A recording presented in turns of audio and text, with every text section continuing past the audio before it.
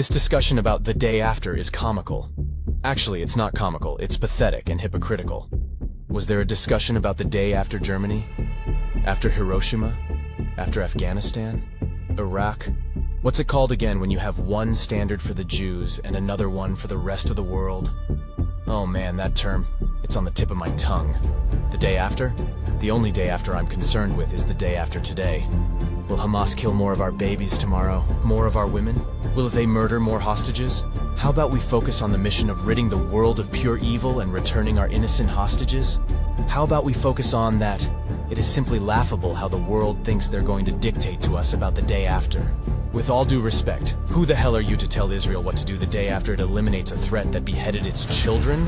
Want to know what we are going to do the day after? I'll tell you. We are going to spend years healing our country, taking care of our mental health that was severely damaged by the Hamas atrocities and the footage that followed. The day after, we are going to hug our children and explain to them why their friends were raped, and what rape is. The day after, we are going to learn how to live with only one parent because the other one was brutally murdered by Hamas.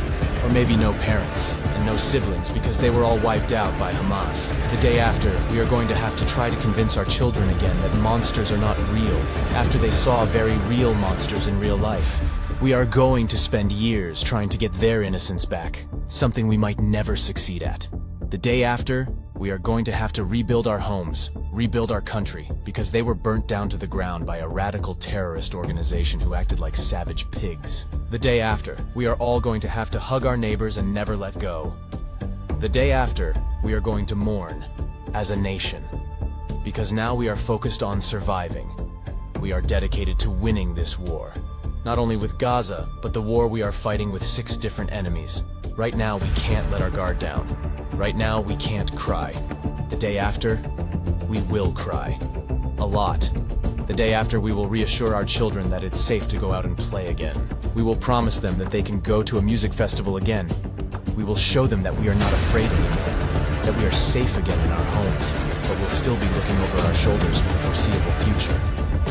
We just can't let our kids see us doing it. What will be the day after?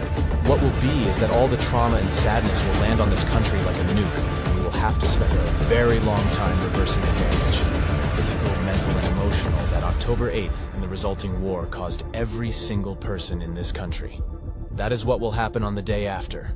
We will put the pieces back together because right now this country is shattered into a zillion little pieces. The day after, we will rebuild.